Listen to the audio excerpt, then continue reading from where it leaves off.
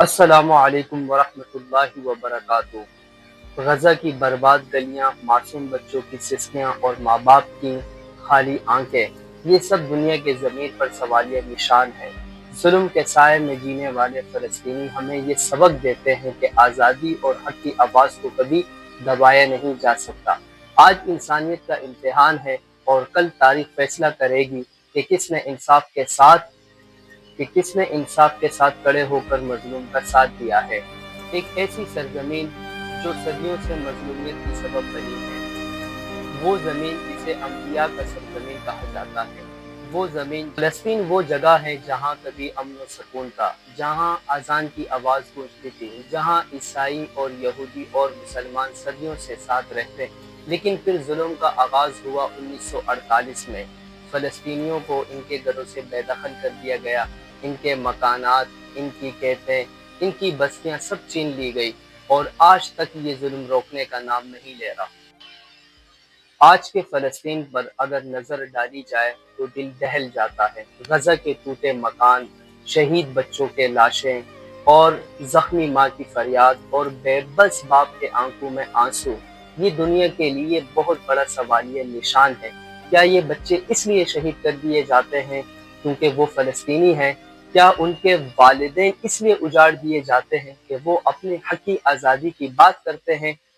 روزانہ درجنوں خاندان صفحہ ہستی سے مٹ جاتے ہیں۔ بجلی نہیں، پانی نہیں، دوائیاں نہیں، کھانے کو کچھ نہیں، انسانیت چیخ رہی ہے مگر دنیا خاموش ہے۔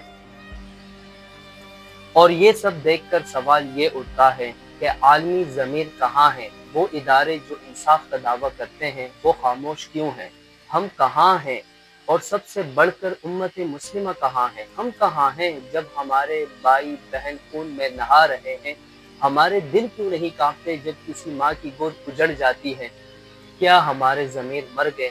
لیکن یاد رکھیں، فلسطین کے بچے جب ملبے کے درمیان ہنستے ہیں، جب وہ اپنی شہادت کو کامیابی سمجھتے ہیں، تو وہ ہمیں یہ سبق دیتی ہے کہ ظلم ہمیشہ کے لیے زندہ نہیں رہتا، اور تاریخ گواہ ہے کہ باطل مٹتا ہے اور حق زندہ رہتا ہے۔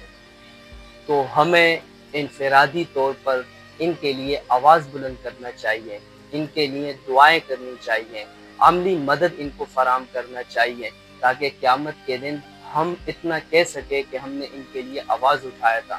25 کروڑ عوام میں کوئی اس قدر نہیں کہ وہ ان کے لیے آواز اٹھائے، اور ایسی آواز نہیں کہ صرف اپنے گھر میں بیٹھ کر کے فلسطین کے ساتھ برا ہوا ہے۔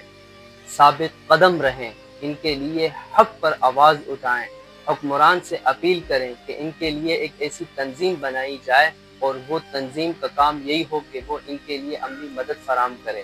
اگر حکومت عالمی سطح پر بات نہیں کر سکتا تو خفیہ جو ہے وہ ایک تنظیم بنائے اور اس تنظیم کو بھیجیں تاکہ وہ ان کے لیے عملی مدد فراہم کریں، ان کی دوائیاں، ان کے خوراک اور ان کے دیگر جو سامان ہے، روزمرہ زندگی کے جو ضروری سامان ہے، وہ ان کو پرووائڈ کیا جائے۔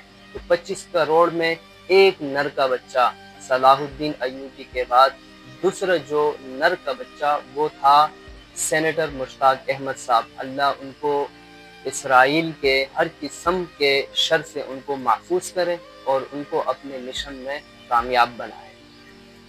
اور انشاءاللہ میں یہ امید کرتا ہوں کہ کبھی بھی فلسطین جھکے گا نہیں اور فلسطین کبھی ہارے گا نہیں۔